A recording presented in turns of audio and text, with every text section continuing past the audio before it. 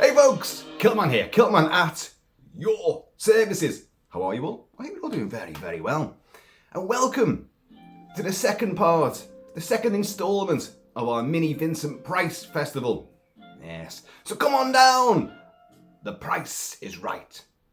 Now, we've already covered The Abominable Dr. Phibes from 1971, directed by Robert Fuest, released by AIP under the awful, ogreish auspices of Samuel Z. Arkoff, a guy, a mega producer, a megalomaniac that Vincent Price had grown to hate and loathe, alongside pretty much everybody else who worked at AIP during this late phase, the 60s and early 70s.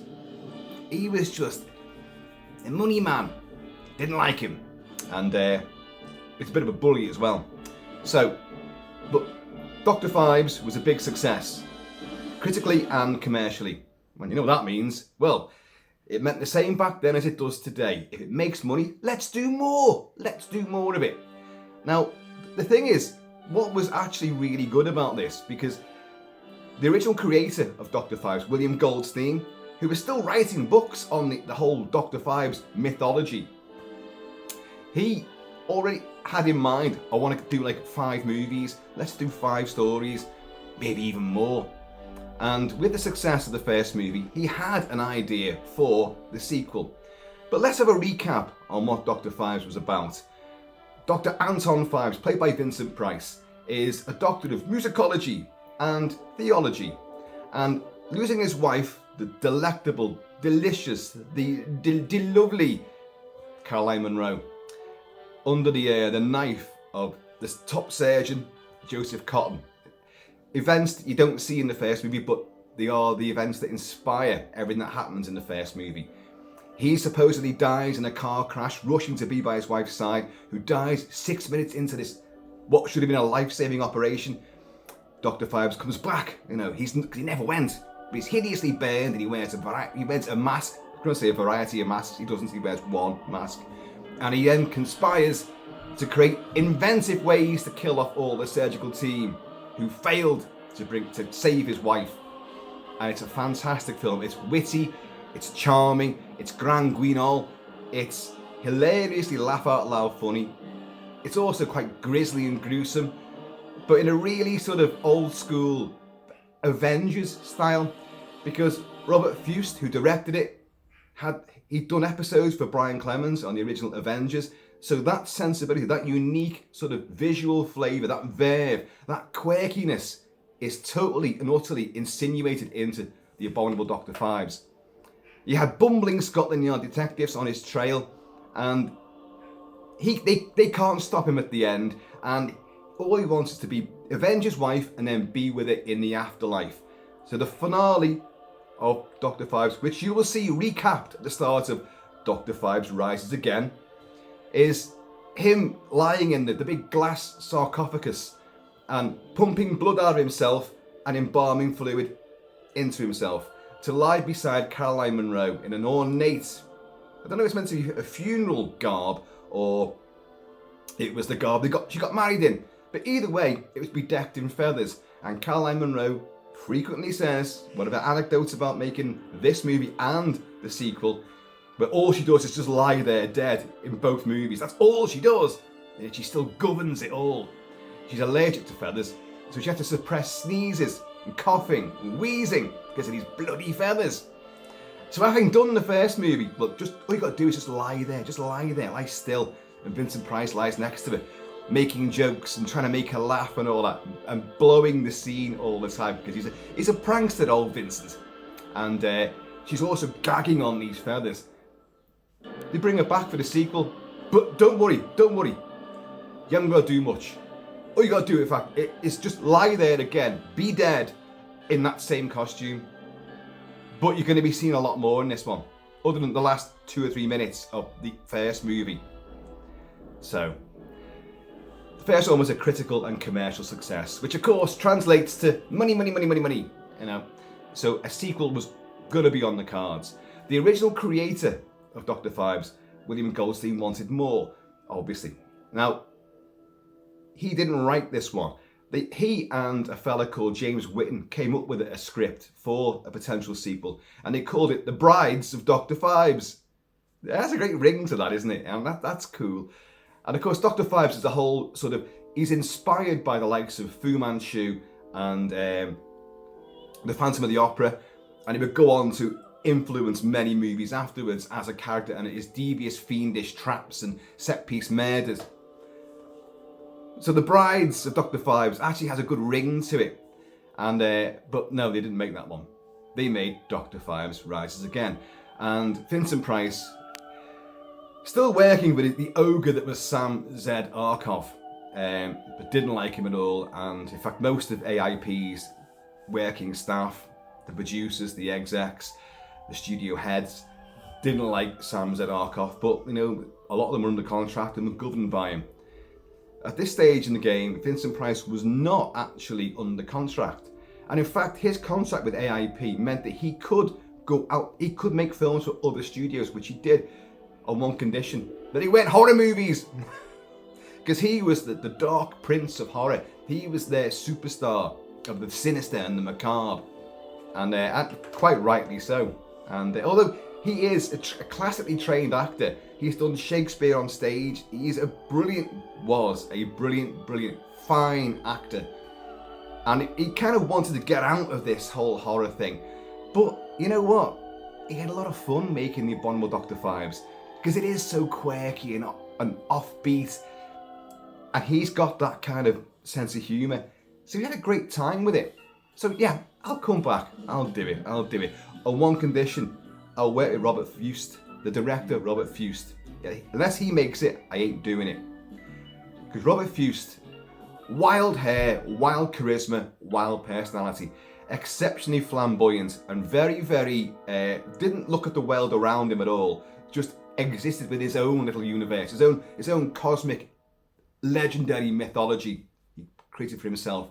And of course, Vincent Price is the same. So the two of them work together really well and bounce ideas across really well. So yeah, I'll come back so long as he's doing it. Well, Robert Fuest was all for it. So they threw out The Brides of Dr. Phibes and they create their own, which Robert Fuest wrote with, hang on a minute, Robert Blees, Robert Blees. They co-wrote this and Fuest directed it. And a lot of the same people came back for this one, some of the cast, and the great Brian Eatwell, with that wonderful name, Brian Eatwell, you know, and you'd think, I think I said previously, you think he'd be a big fat bastard, but he wasn't. And but I'm sure he did live up to his name though. He was a set designer, very avant-garde, Art Deco, Art Nouveau.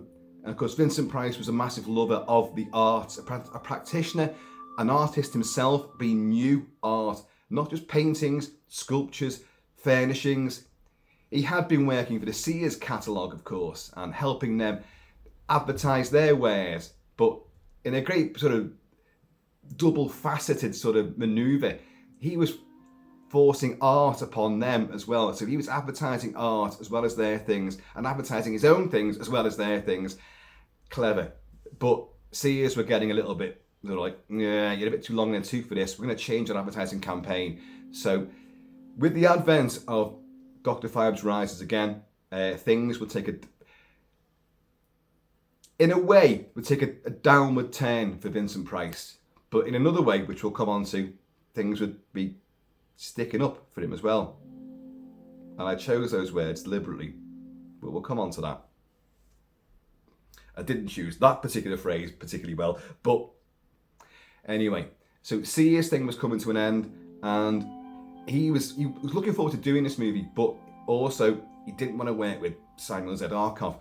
But it meant he could still work in England. He loved England. He loved London. And a lot of this film, the sequel, like the first one, is filmed at Elstree Studios, Borehamwood. And he loved being there. But it's also filmed on location in the lovely Balearic island of Ibiza. Americans call it Ibiza because there's a Z in there. But like you guys in America call Samuel Z. Arkoff Samuel Z. Arkoff, we here call him Samuel Z. Arkoff. And anyway, so on the lovely island of Ibiza, and boy does it show. It's brilliant. Production design once again is superb. You've got Brian Eatwell's back, so you've got all those Art Deco, Art Nouveau sort of sets and stuff. You've got ancient Egyptian paraphernalia up the wazoo and back, and it looks amazing. It's not the same camera work, same cinematographer, which was Norman, I forgot his name now, from the first movie, couldn't come back, he was doing something else. So they brought in a guy called Alex, where is it now? Alex Thompson. And the camera work is not as good. It's not quite as extravagant or as visually flavourful as the first one. But it still looks good because of those magnificent sets and because of Vincent Price and an elaborate cast, a large cast, an ensemble cast to be picked off one by one throughout the movie. Oh, and what is the movie about, Kilt-Man? You haven't even said that yet. Didn't he die at the end of the first one? Well, kind of did. You know, embalming fluid in one arm, blood draining out the other one, lying next to the gorgeous Caroline Munro. You want to keep some blood in one particular area, wouldn't you? And then they disappear into darkness. The first film, he killed off all the surgeons after the 10 plagues of the pharaohs, the 10 plagues, the Egyptian plagues. They did mismarry some of these, did them in the wrong order, and they swapped some plagues for... They didn't want to do flies, so they brought in rats. They didn't want to do gnats, so they brought in bats. So, but it still works brilliantly. This one hasn't got that kind of idea set around the curses. It's got the plagues, but it still uses Egypt as its central sort of theme. And that theme is that, well, he's not dead. Of course he's not dead. As the great Peter Jeffries as Inspector Trout, who's returned from the first movie, says that, you know, he always comes back, meaning Phibes. Although they lost him because he and Caroline Munro, Victoria Regina Phibes, which is also based on a big stage show that Vincent Price had done many years before. So it's all ties in. So his clout was quite big over the productions of these movies. Anyway, they disappeared off into darkness down in the basement of his fantastic 6-storey mansion house in Maldine Square in London. And that's the last we ever saw of him. Case was over. Phibes was gone.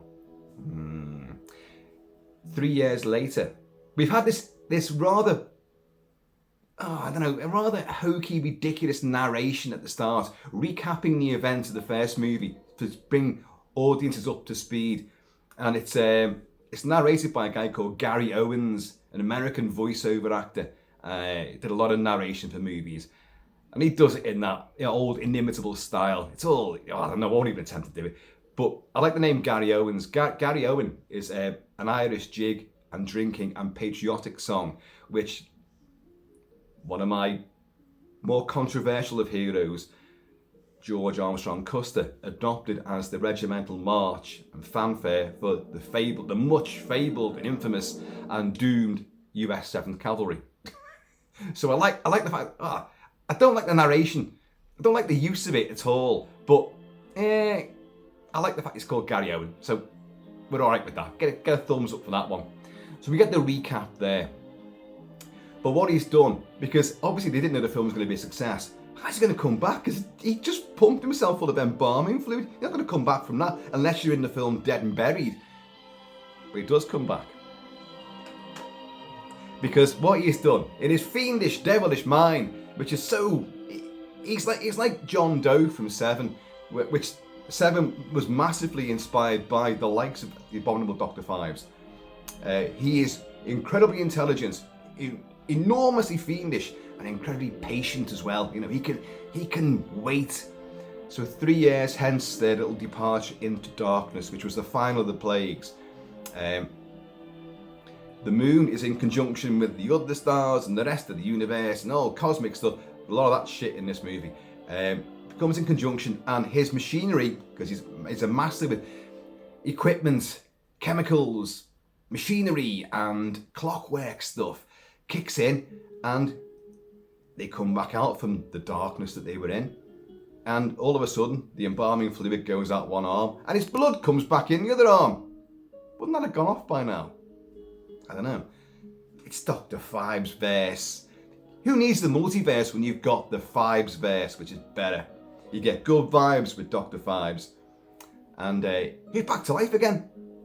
He's back to life. Caroline Munro, Victoria Regina Phibes, is not back to life. And once again, he's pledging his love to her. Don't worry, Victoria. He's got, of course, he's got his hideously scarred face, which I don't know if you can see. It's there somewhere. Again, you've got Trevor Clove Reese. Does the makeup for it. And the makeup's a little bit better in this movie. I remember saying in the first movie, that he wears the Vincent Price face, the mask. I made a mistake. I kept saying about the beard. He doesn't have a beard in it, but he has got a big grey, whiskery moustache, and he's got this little floppy sort of grey wig. And it does look great, but there's no beard. And there's no beard in this one either. Just a very grey face and sort of sallow, blackened eyes and cheekbones. And of course, he has that very gaunt face anyway. Speaking of beards and Vincent Price, he did make many movies like The Oblong Box and House of Wax, where he would have a beard, and he looked good with a beard. I think he did that. It gave him more of a fuller face. He's got quite a long horse head, But anyway, he's back, and this guy does the same makeup for him, but it does look a bit better when he's without the Vincent Price face on. He's got his burnt visage underneath. Because a little gap around the mask where the eyes are was never that convincing first time round. It's a little bit better now, I will say, a little bit better. Cheers, y'all.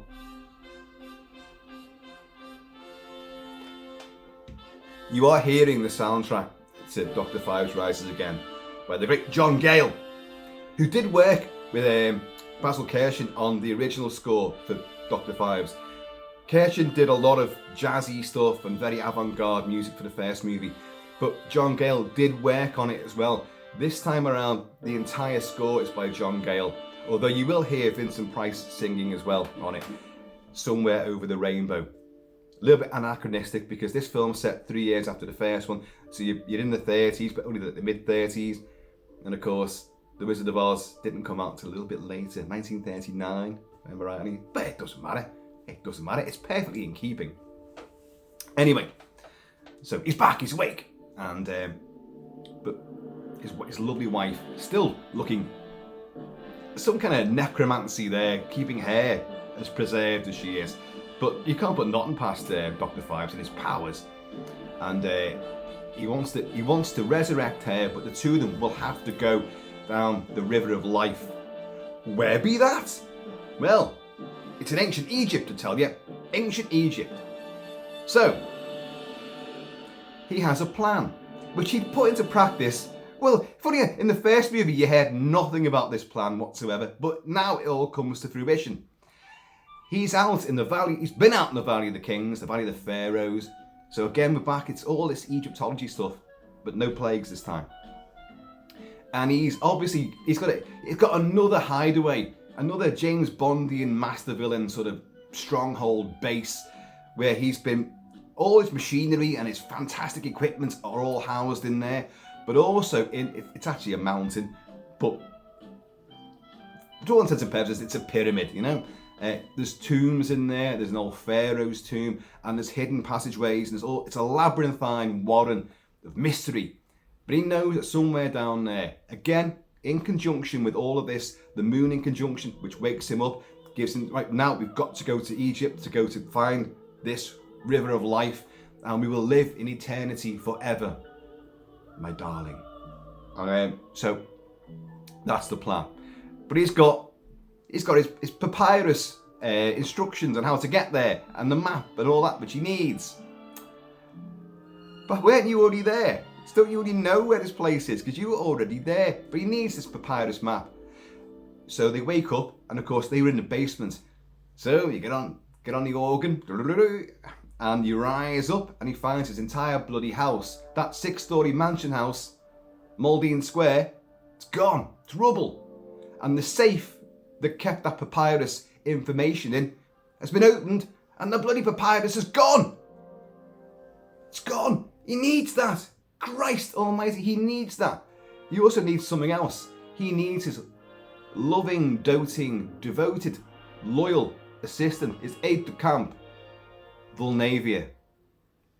Vulnavia was his luscious assistant in the first movie. Virginia North played Vulnavia. Vulnavia was meant to be a clockwork creation, an automaton, a robot, a cyborg, or whatever. That never really came across. But she's mute, says nothing at all. And at the end of it, she has an unfortunate acid bath and she's gone. However, this film, well, there was two things that had to be done. You had to have, obviously Phibes, you had to have, according to Vincent Price, Fuest had to come back and direct it, which he was more than willing to do, and we need Vulnavia. We need Vulnavia back. Vulnavia, of course, makes you think of lady parts. That's on purpose, folks. Of course it is. Of course it is. But Virginia North, speaking of lady parts, was pregnant, so she couldn't come back and do it. And she was exceptionally gorgeous and very sultry and seductive, and a real tease that helped him in his killings the first time round, his vengeance spree.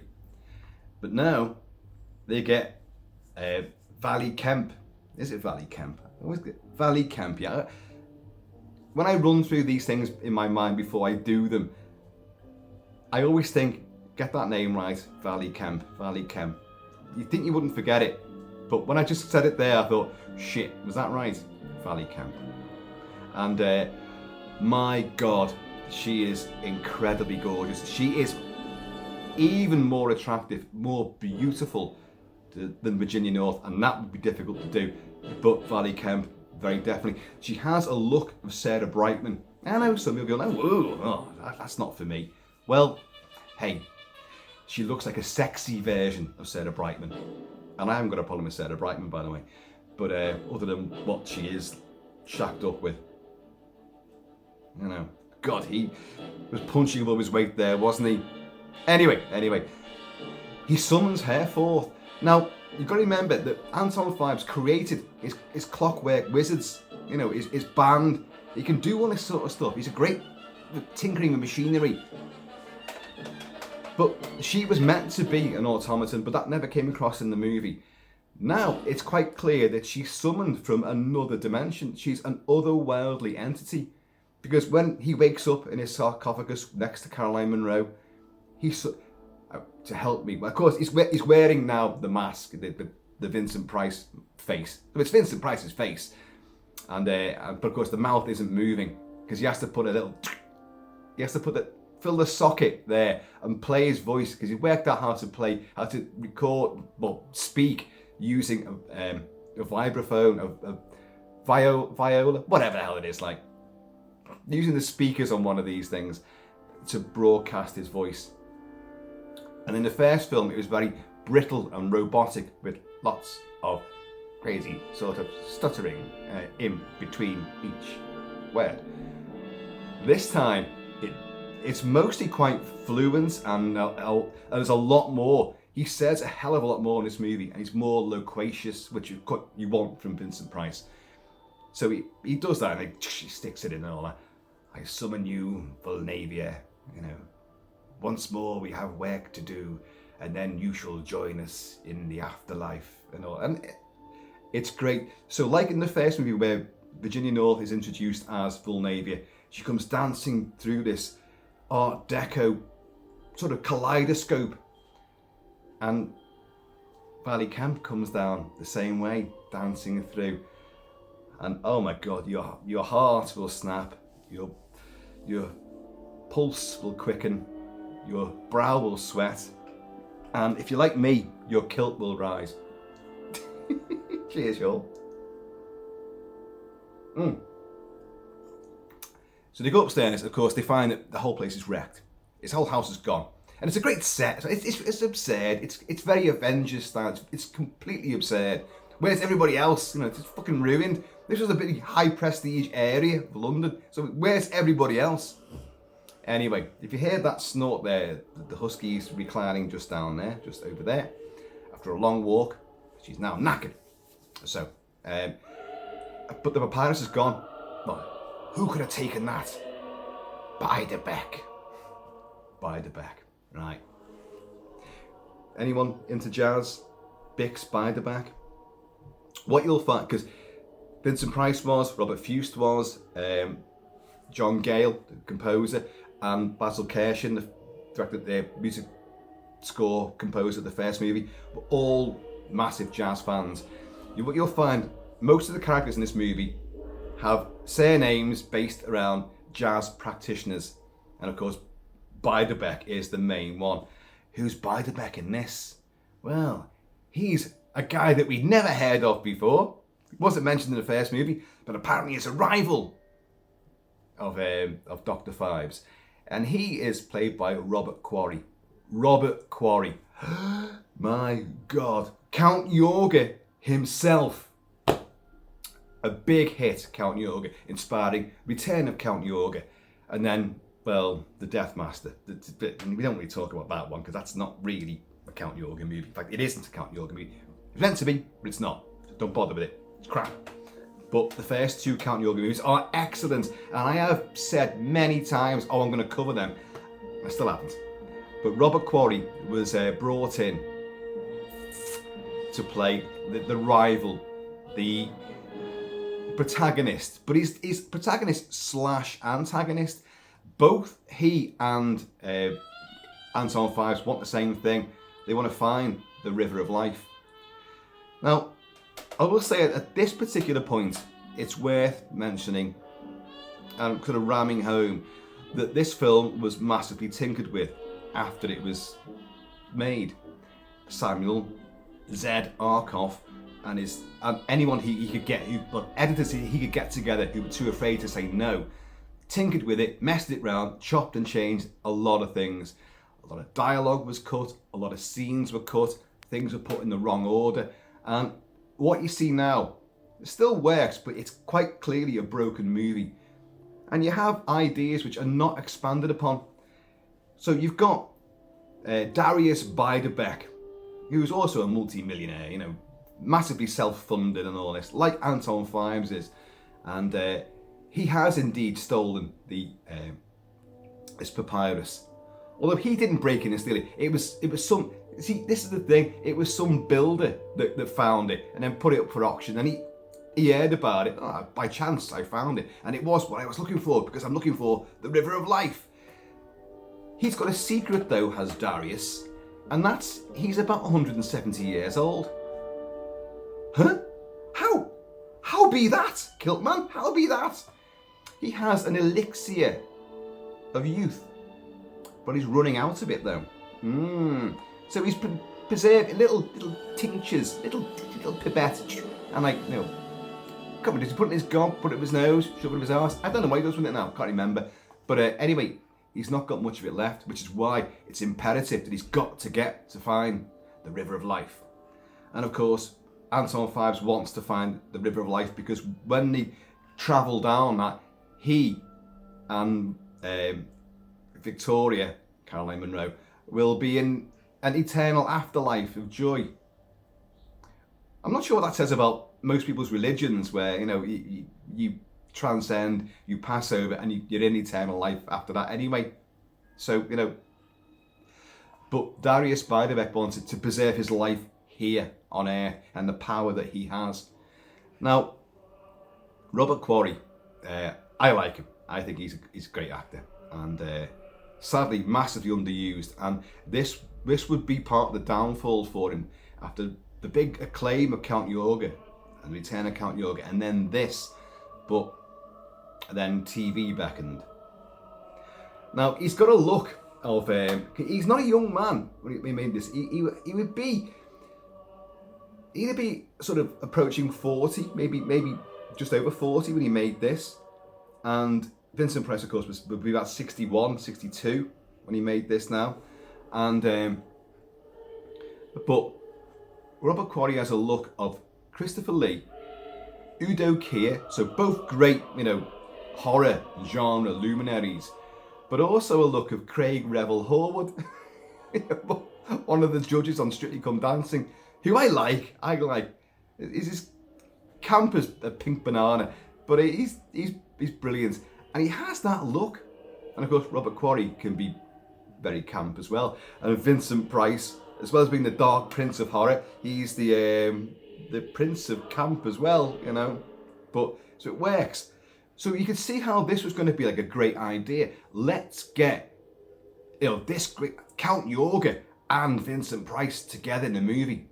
Well, get on this then, folks. The original idea for this was that basically Dr. Phibes was going to meet Count Yorga. Robert Quarry might not have been the character of Count Yorga, but he's meant to be a vampire. Well, that got chopped.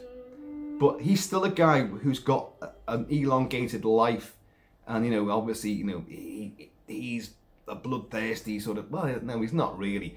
But he's determined to find the river of life. And he's not bothered about people that die in the process. He might not kill anyone. Phibes does all of that sort of antic. But he doesn't care when people die anyway. He's not bothered, because as long as he can get to this, because he knows he's gonna die. He's gonna die like the Grail Knight. No, not the Grail Knight.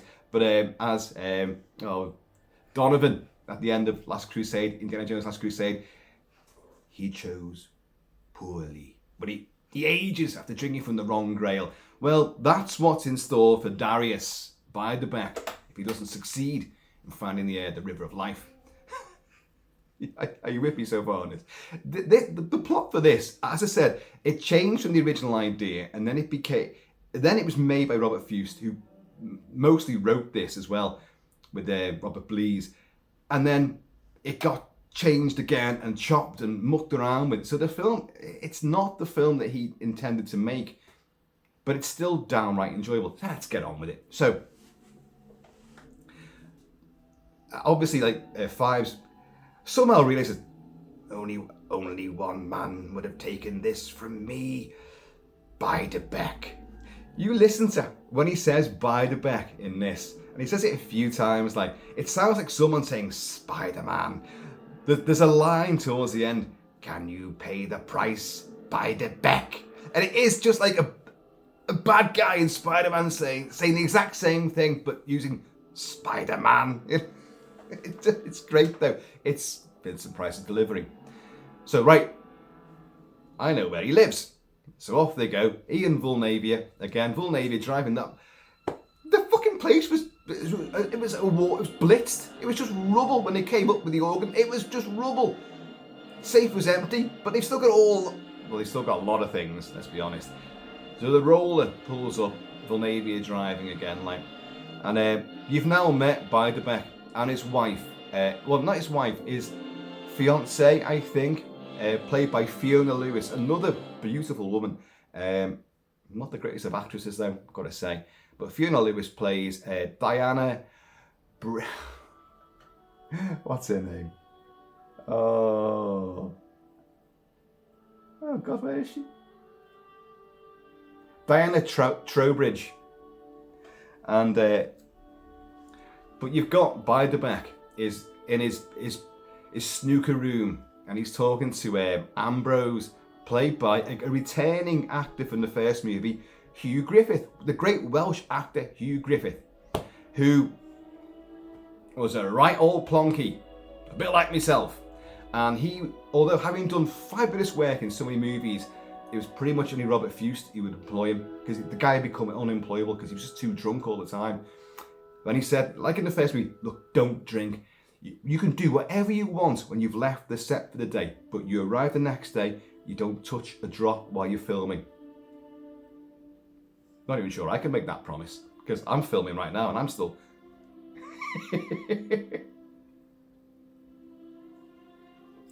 So he says, yeah, and Hugh Griffith comes back. He played a rabbi in the first movie to decipher the hieroglyphics and the pharaoh's curses. Now he plays the mate of Beiderbecke, and Beiderbecke explains, why I need to go to, Egypt and all this, and he's got the papyrus, because outside, as he's reciting all this stuff, the big plot that he needs to get there, you've got right outside the window, you'd look at the Phantom of the Opera, or even that guy, but you've got Vincent Price's Anton Phibes is listening to all this.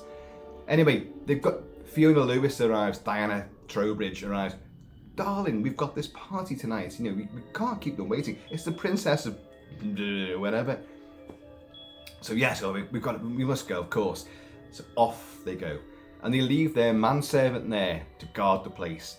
Big, burly, bald-headed Milton Reed, ex-wrestler, Milton Reed, who's fantastic in, oh God, Strangler to Bombay, Camp on Blood Island, Night Creatures, aka Captain Clegg, Spy Who Loved Me. He has a fight with Roger Moore on top of the roof, gets kicked off the roof, and he's being held by his tie, and Roger Moore just goes, slaps him off like.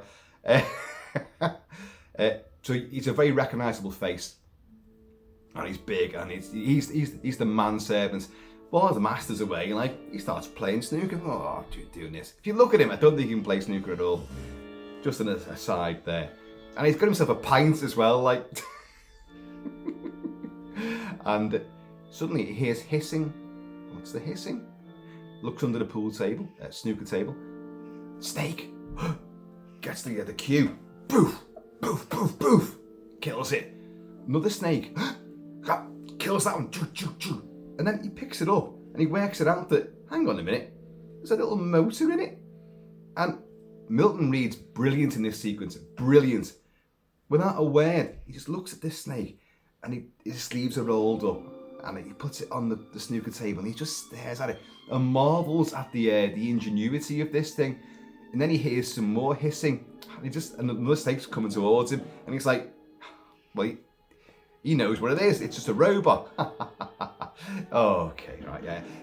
It's a real snake. And he's like, puts the chomp on him. Jesus. He runs off, like, gets a knife, slices into his own arm, sucks the poison out, runs to the phone. One of those old, you pick up the phone, and you go, one of them great phones. Picks the phone up, and then stop motion animation. A big snake, a viper spike goes whoosh, right through his head, and he goes, hits the deck.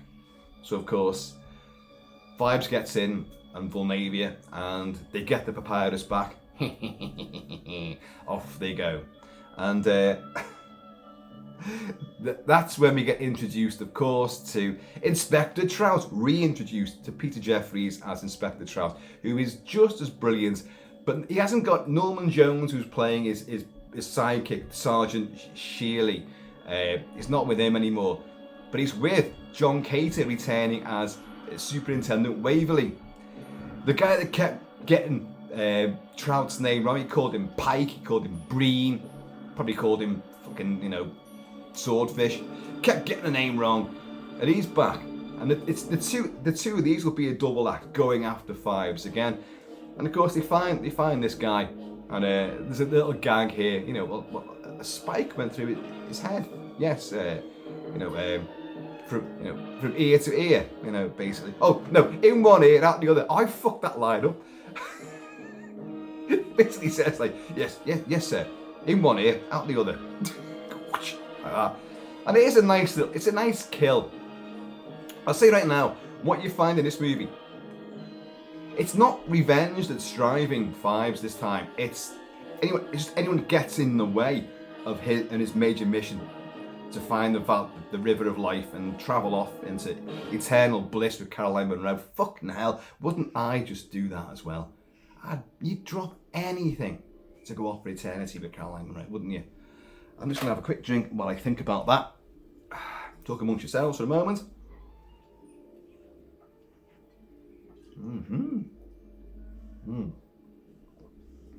Suddenly I got visions of Mrs. Kilt-Man also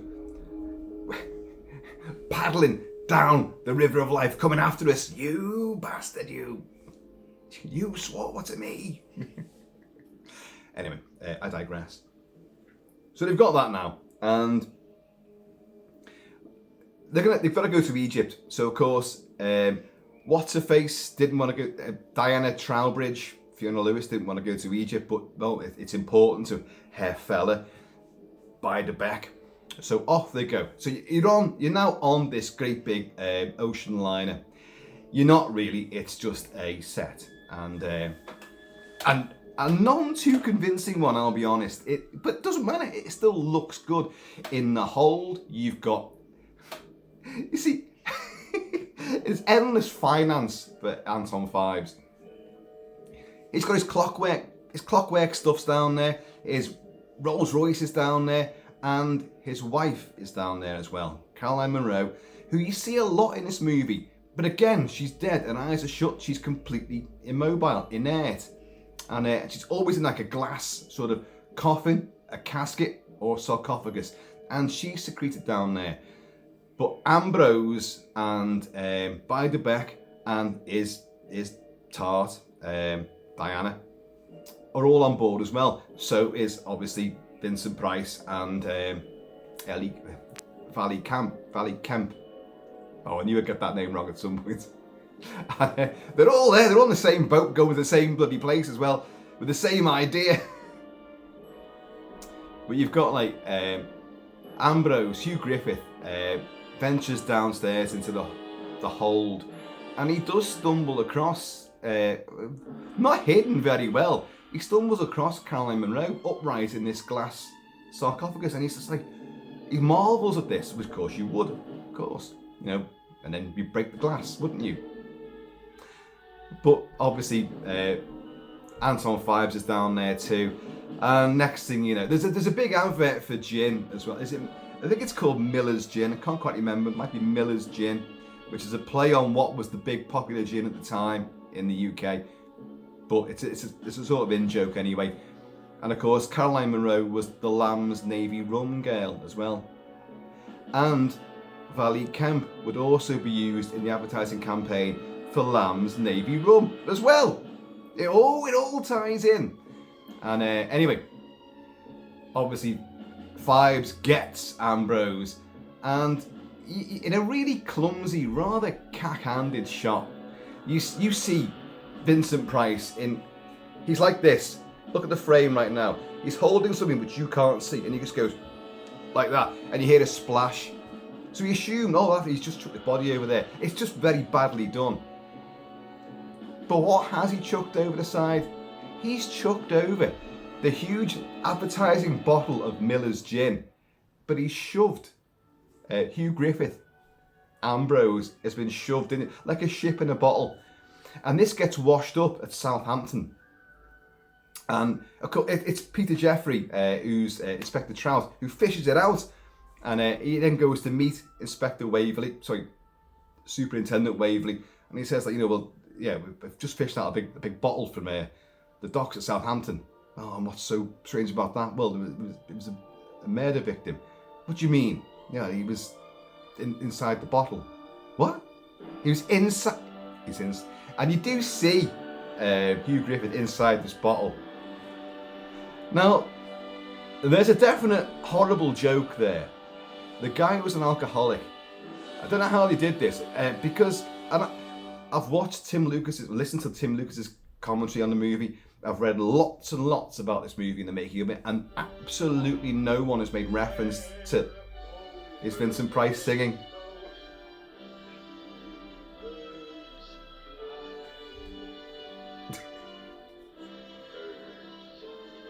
Of course, he is now over the rainbow.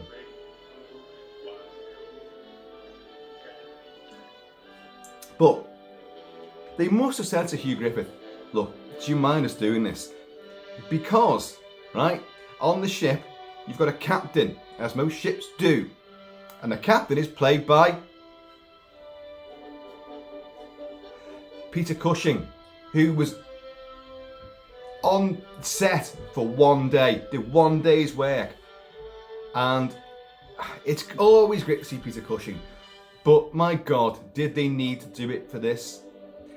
He was meant to be in the first movie, playing the role of the protagonist that Anton Phibes is going after, the head surgeon, who in the end is Joseph Cotton. Now, it's Peter Cushing couldn't play that part in the first movie because the wife he was so devoted to and adored.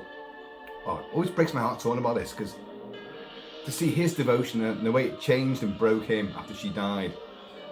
Oh God, it does get you. Well, she was ill at the time, and he couldn't work for Dr. Phibes as the doctor.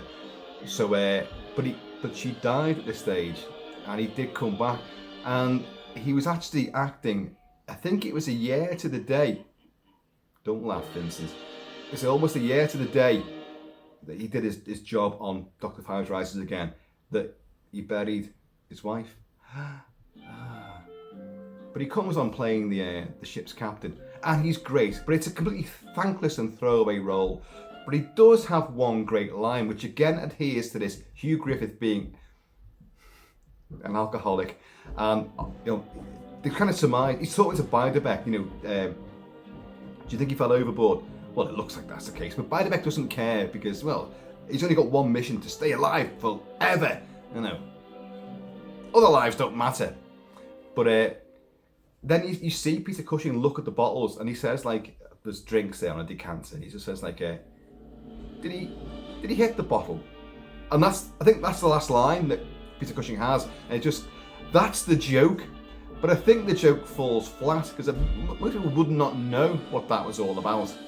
And but that is definitely the gag, and I think it's a bit shamefaced, to be honest. Look, you're an alcoholic. We're going to put you in a gin bottle. That's how your character dies, and we're going to say, well, did he hit the bottle? All of us know that you do, big time. So I do think it's a bit, whoosh, but I'm sure Hugh Griffith took it in good spirits. Speaking of good spirits, Hugh, I'll be joining you.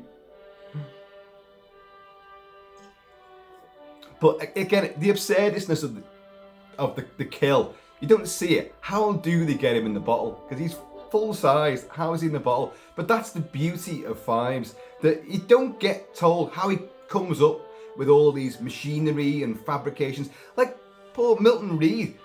So the snakes bite him. You've got two mechanical ones and then a real one.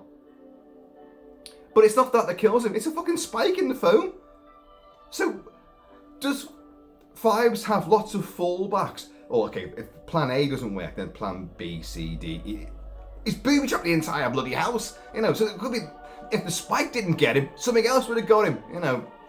It's just, but that's the beauty of it. It doesn't matter. So he gets to Egypt anyway. And in a great shot, you've got Phibes and Vulnavia having a Vulnavia, the things you can do with local cuisine. And Phibes now can feed himself. He's got to hold his neck to put his speaker in, but he shoves food, and she's made fish, this big fish thing, and he's eating that, and he's shoveling it into into a hole in his neck, and he goes and pulls out a fish bone.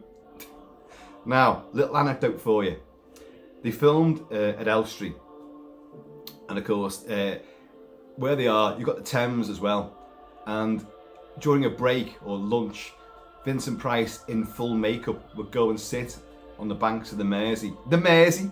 The River Mersey's just down there.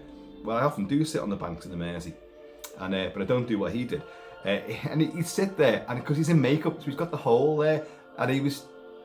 The thing is, in reality, there's no fucking hole there. You know what I mean? You can't... But he knew how to shove the thing behind his neck, and people would see the hole, and he'd be going on cruise ships going past, and the crews would always say, oh, there is the studios. If you look closely, you might see a famous actor.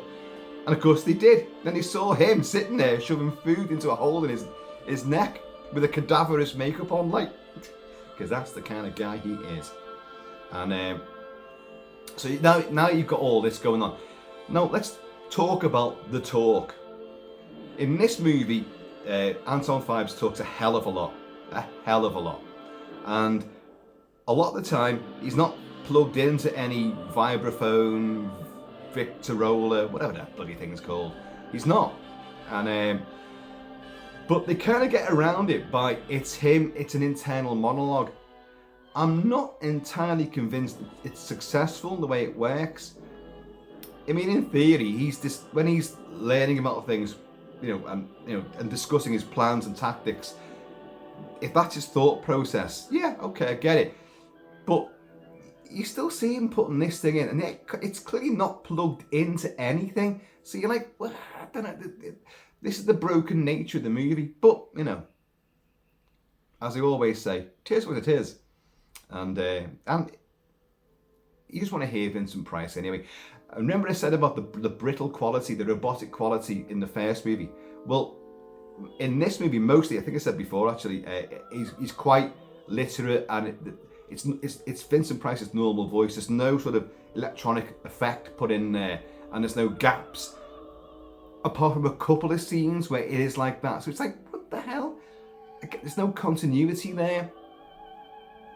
Anyway, so they're in this, and it's a great shot as well, because they're in this, obviously this tent, and he's eating the fish and all that, like, and then the camera will pan out, and what looked like a large tent is actually a very small, like a teepee sort of thing, of a thin white gauze veil, and it comes out, and they're on top of a little rock promontory in Ibiza. It looks great. So they're all now in Egypt, and the thing is, not only are you've got Phibes and Vulnavia in Egypt, and they go to his mountain, which he's already been to, and remember his clockwork, the Clockwork Wizards, his band. Well, he now has the Alexandria Quartet. He's got more robots there playing instruments, and it's the same set, just redressed for the that Baroque Art Deco main hall. Concert hall, you could call it, because he plays his organ there as well. He's got an organ there, there's an organ, and everything's there. It's all fantastic. And he's got the Alexandria Quartet. That apparently is an in-joke as well. The Alexandrian Quartet was 4 books written by someone, I can't remember.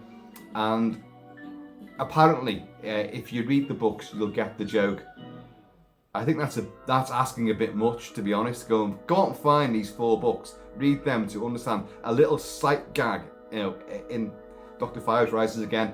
I think you're asking a bit too much. Just the fact that oh, it's a gag. Fine, no worries. I should say at this point that, because they're all there. You've got Phibes and Vulnavia, and obviously Caroline Munro are there. You've got Beiderbecke. Well, not Ambrose. Ambrose ended up back at Southampton, and but he's got all his men there and all that, and obviously Diana Trowbridge. But you've got the cops are there as well. Now, the reason why this has happened, because they found the body floating in the bottle, and him and Waverley, so Trout and Waverley, they haul in on a Saturday afternoon of all things, Terry Thomas, who plays Lombardo. Lombardo is the head of the shipping line, which this body was found, been tossed overboard from. So you get this lengthy, very funny sequence of Terry Thomas, who played one of the doctors in the first movie who got killed. You like these porno movies, and he gets drained of blood, and in a great sequence. I've talked about it at length in the first review, and he's come back as a guest star, not playing the same character obviously, but like Hugh Griffith, he was brought back because everyone liked him and responded to him, and it was one of the things that worked really well. So he's back as Lombardo, and Terry Thomas is fantastic. So you've got Terry Thomas, Peter Jeffries, and John Cater, and this apparently took a long time to film because of Terry Thomas, his tash and the way he looks, and the way it is his upper class twit sort of persona, and he's so funny that they were laughing the whole time. They had to keep cutting all the time and retaking it. If you look in the film right now, you can see Peter Jeffrey is smiling and trying not to laugh throughout a lot of this. This is why I love these movies. You can see these are great actors playing great, almost iconic roles, and they're having a ball doing it, and it comes across. I'm saying right now, Dr. Phibes Rises Again is not as good as The Abominable Dr. Phibes, the first movie. But it is great at the same time. It makes a few gaffes because of the way it was handled, but it still has it strives for the same qualities as the first one. Doesn't hit them all, but it has its own sort of quirky persona as well. And in many ways elaborates on a lot of the things that you saw in the first movie and takes them a little bit further. We'll come on to all this, of course. And but this sequence, it's sitting there watching these great professionals, and yet they're having a real ball doing it. It's brilliant. And this is how like the cops learn that, hang on, Phibes is on board that ship. He's gone to Egypt as well. It's Phibes that killed that guy with the, in one ear, out the other. It's Phibes again. Because they learn, many people bring on very strange things, says Terry Thomas. Someone brings on a piano, and in fact, on that same voyage, the one that the guy was thrown overboard, well, that guy brought on an organ, and is about to leave. He shuts the door. Hey, did you say an organ? Yes, an organ. Was his name Phibes? All this. And of course, what a gaff is, Vulnavia has arranged all this. But no one ever says in this one that, but she was mute, because Vulnavia can't speak. It's one of the things. Phibes can't speak unless he plugs himself in. Vulnavia just can't speak because the first movie, automaton. This movie, she's now revealed to be an entity which can be summoned forth. And, it's an entity you would summon forth frequently. So they work, that's why they go out there. And they meet Beryl Reid, the great Beryl Reid. My mother was on stage with Beryl Reid once. My mother, big Kilt-Man, an actress. Glenda Jackson, the incredible talent that was Glenda Jackson, died only the other day. And my mother was on stage twice with Glenda Jackson. And Glenda Jackson, from Birkenhead, down the road from here, where my mum moved to from Ireland, and where my dad, whose family was Scottish, come down here, that's where they met, in Birkenhead. And the house that I was brought up in, which apparently we've just sold, but I think I only heard this morning we've sold my old family abode. I think we have anyway. It's sold according to contract, or fucking whatever the terminology is. But hey, fingers crossed. But my old house, Glenda Jackson came there several times to meet with my mum, and because they were friends for a while in the early 70s. Now, I'd only be a small child, a kiltling back in those days, so I don't remember any of it, and I can't even tell you the plays that my mum was in. There was two of them with Glenda Jackson, but my mum used to talk about Glenda Jackson all the time. Well, not all the time, but a lot. So when Glenda Jackson died, of course, my mum died last year, and but yeah, so I do a lot of tributes to people on the channel who've passed over, and people were saying, "Oh, you've heard Glenda Jackson's died?" I said, "Yeah," and I thought I don't know too much about Glenda's filmography or theatrical performance. I do know of her stuff and her staunch politics and all that, and what a wonderful, and of course the Glenda Jackson Theatre in Birkenhead, named after her, which she created it, and the connection to my mum, but I don't know enough, so I couldn't do it. Well, I've done it now. Glenda, fantastic stuff. A Touch of Class with George Siegel, fabulous. Where the hell was I with Dr. Phibes? Beryl Reid, that was it. My mum acted with Beryl Reid as well, so you get all these asides, don't you? And Beryl Reid, wonderful actress. She made a name with the Killing of Sister George, very infamous movie, first mainstream movie featuring a lesbian act, shall we say, with Vanessa Redgrave, and but she also did. The reason why she found herself in this movie was because she just done in 1970 The Beast in the Cellar. Oh, folks, don't go looking for this movie. It is shite. She stars with the great Flora Robson as well. They're two sisters. Again, sisters. And scissor sisters, killing a sister. I don't know. And they have a beast in their cellar. God, where are they? I think they're in the lakes, Cumbria or somewhere like. And there's an army base nearby, and the soldiers who are on manoeuvres keep getting killed. And the locals all think, oh, they've been mauled by a wildcat or something. And we do have supposedly wildcats, and the beasts, the leopards and jaguars, apparently are loose in the rurals of old England, apparently, and dogmen, you know. But it's not. It's actually their brother who they've imprisoned in the cellar of their house because their dad came back from the First World War with shell shock and beat his son and was really psychotic. So when the Second World War looms and the father's dead, they don't want the brother being drafted into the Second World War. So they drug him and hide him in the, it's ridiculous, and hide him in the cellar for years and years and years. But they indoctrinate him to hate the army. So because the army's on manoeuvres and there's a base nearby, he's already dug a tunnel which they didn't know about, and he gets out and he maims several soldiers. Folks, you know, even from that, it sounds exciting, and because when it came on TV, it came out in 1970, I would have seen it as a kid on TV, probably about 75, 76, something like that. And the write-up, I thought, oh, there's a monster killing British soldiers. Wow, it sounds very exciting, that. Because at the time, you'd have John Pertwee and Tom Baker with Unit in Doctor Who. So British soldiers in DPM camouflage, which I loved, you know, and like fighting monsters and crazy things. But The Beast in the Cellar is talky and crap. It's, tell you what, seriously, don't look for it. I'm going to stop talking about it.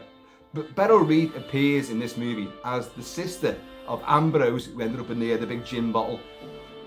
The coppers come back to the Scotland Yard, and they walk in the door, and obviously she's sitting there, and Peter Jeffries, Inspector Trout's going like, is that one of yours, sir, or is that one of mine? Oh, I don't know. Let's see. Is it one of yours or one of mine? They haven't got a clue who this woman is. And she's the sister. And this is another stupid bit, to be honest. It was more interesting me talking about The Beast in the Cellar, to be honest. But she has the maps and stuff and information about what Ambrose, her brother, was doing with Beiderbecke. So she gives them all the information that they need to get out there to, you know, the land of the pharaohs and this fucking Anton Phibes' pyramid. And it's just, it's so hackneyed and so, what? Really? But I don't know. So you've had two scenes which are superfluous, really. The Terry Thomas one is but it's fun though. But Beryl Reid's one is like, it's so unnecessary and so unlikely that she'd be his sister and she'd be privy to all this secret information. Anyway, so they get out there as well. So everyone's in Egypt, or Ibiza, really. And Beiderbecke's got a team of people out there, and all these guys are going to conspire to be killed in ingenious ways. But they're breaking in. Here's a curious moment as well. When Beiderbecke and his bird arrive, Fiona Lewis, arrive there, and there's all like lackeys around. You listen to that scene, it's overdubbed and it's not Robert Quarry's voice. Now again, I've looked into this and no book and no commentary and nothing has made reference to it not being his voice. But it very clearly is not Robert Quarry's voice. Quarry's American, but he does a very fine clipped sort of English, you know, speech pattern. His accent's pretty spot on. And it's not like he's lapsed into his own Californian. I think it's but San Jose, San Pedro, just whatever it was. I don't know, but Californian anyway. That's not his voice. It is a very distinctively Californian voice that's doing it, but it's not his. And I just wonder why was he not able to come back? If you look at this movie, there's a lot of sequences where people they're not looking at the camera, and the voices have been added later on to give you a bit more of what's happening. And it does happen to Quarry a few times, but it's mostly Quarry's voice doing it. So was he just not available this day? But what it is, they're saying, like, it says, where's Shavers and so? There's a team of excavators there, because it isn't a pyramid, it's a mountain. It's not even a mountain, it's just a little rocky hillock. The kind of thing that you'd see in Vasquez Rocks, for Star Trek, the TV show. It's that sort of area. And Shavers is John Thor, the great John Thor, from the Sweeney, Inspector Morse, Uncle Tom, Father Tom, whatever it's called. That breaks everyone's heart, Uncle Tom, I think it's called. But John Thor, absolutely wonderful actor. I think he was in Z Cars as well, and the two Sweeney movies as well as the TV show. He's Jack Reagan, smack a Crim in the face, break his jaw, kick him in the balls. That was the kind of guy he was. Wonderful, wonderful stuff. And he plays Shavers, and this is the scene. Well, where's Shavers? Oh, he's gone into the mountain, and this overdubbed American voice for Quarry's going like, "What? That mountain's dangerous. We don't know what's in there. We must get to him." And it cuts to Shavers going in there. Now, Phibes is already there with Full Navy, and they've got the Alexandrian Quartet, they've got the organ, they've got a Rolls Royce sarcophagus for Caroline Munro. It's a glass casket sarcophagus, and it's got the Rolls Royce emblems all over it, and it's on wheels, and they're gliding that in. And if they found, well, let's talk about John Thor first. John Thor's already in there, sort of the usual, the Indiana Jones, the khaki sort of stuff, like, and the belt and all this. Like, he's got like a flaming torch, and he gets in there, and he starts wandering around. Has a good couple of close-ups where he's illuminated by this torch, and he kind of like, he's thinking, yes. And I don't know what he's thinking, but he goes further in, and then gets attacked by a black eagle, which is Phibes' eagle. Did you know he had an eagle? No, I didn't know. I didn't know either, but he has. He's got an eagle. And the eagle then goes and just lays waste to Shavers. Basically shaves his face. It's all scratched up. And like in The Abominable Dr. Phibes, where you had Peter Gilmore, who's in the plane as Dr. Kitai, and the rats fill the cockpit, and you see a shot of a rat pulling viscera out of the throat or the chest, quite nastily. You get the same thing here. You get the eagle, its beak and all that, like pulling viscera out of somewhere, and he gets killed. So dead boy John Thor would be a big star, gets killed within 2 minutes of entering the frame. He's dead. And the bird flies back into like the main domain of Phibes, and Phibes, will go. And it's a bit of a clumsy line. Did you enjoy your dinner? And it's just, you could have come up with something better than that, surely. But anyway, it's there. So Phibes is now killing anyone that gets in the way, and he will kill pretty much everybody. And so let's go through this now. So because I've wasted so much time getting to all the juicy bits. Juicy bit coming up right now.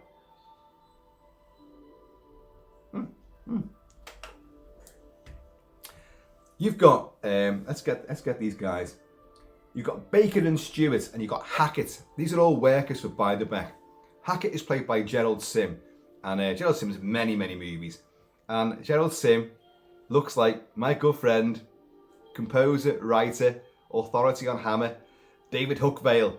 Mate, if you're watching, watch this. It's you. It's you, that is. It's you. And he's great as well. Like, he's one of the higher ups. But you've got Bacon and Stewart. And let's get this right now. Okay, right. You've got Keith Buckley plays Stewart. Stewart will be lured away. You've seen Fiona Lewis getting undressed. And, it's that old cliched shot. It's a tent, and like they've got a light in there. She's silhouetted. and she gets undressed, and these two, Stuart and Baker. Again, these are all jazz names. They're all jazz names, and they're looking. They can see this, and they're going to, you shouldn't be looking at this. I think the other one guy says to the, well, why not? I'm sure she'd be happy with one of us, or something like that. Anyway, but Beiderbecke comes up behind him, and this other guy goes, anyway, I think you better, make some digs or do something. Make yourselves busy, whatever he says. He fucks him off anyway. So this horny guy, the one that wanted to get in there, which is Stuart, Keith Buckley, gets lured away by Vulnavia. Now, Phibes used Vulnavia's attractive womanly wiles in the first movie, and he does it here again. And she lures him into another tent somewhere in the distance. Now, I said they filmed a lot of it. They filmed some location work in Ibiza. There's not massive deserts in Ibiza. It's an island, but there's no mountain. Well, there are mountains, but they don't look like proper big mountains. And but they've used it creatively. But they've also done sets as well. So they've got like sandy sets, which look like the ones from Hammer's Mummy movies, a little bit like that, but with big projected backdrops and matte paintings. So some of it looks quite effective, some of it doesn't look so effective, but the actual location work is pretty good. Anyway, she lures him into this tent, and a bit like with Terry Thomas in the first movie, when Vulnavia manages to beguile him and then tie him down, it's the same thing. Ties him into a huge golden scorpion chair, and he's there, and then at the click of a switch, these spikes go into his arms, and they puncture his arm, blood's oozing out, and he's stuck there. And then Phibes will come in with a sort of porcelain dog, and he's got the key which will get him out, and he puts the key in a slot inside the dog, puts the dog down, and there is a gramophone player with the big sort of, the Victorola, whatever the hell they're called, there. And the image is his master's voice, the dog, the gramophone, the big speaker. It's HMV, folks. It's his master's voice. That's the joke.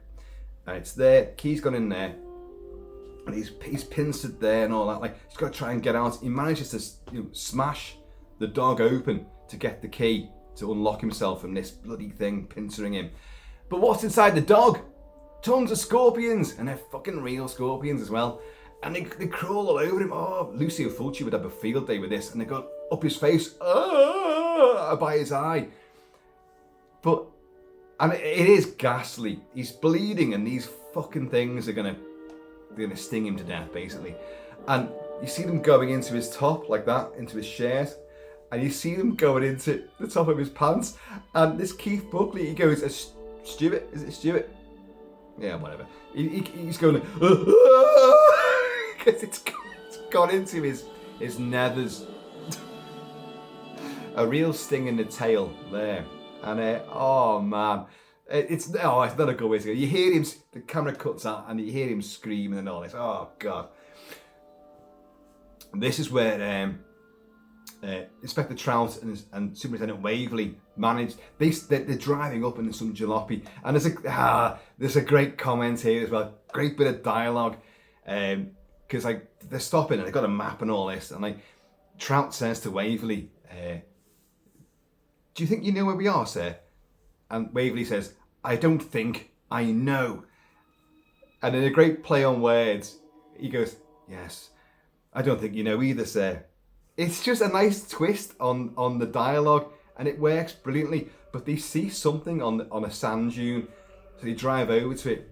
You don't know what that is until they drive into the camp, and on top of their car, they've got it's this Stuart guy in the big scorpion chair, punctured to his arm, to his arms, and he's been stung, and his face is all bloated out with the poison and toxins. We found him, and so there's another guy gone. Now, another guy will go, and that'll be, what's his name? Fucking hell. Baker. Lewis Flander plays Baker. And, This is fucking stupid. It really is. The whole thing's stupid, but what the hell?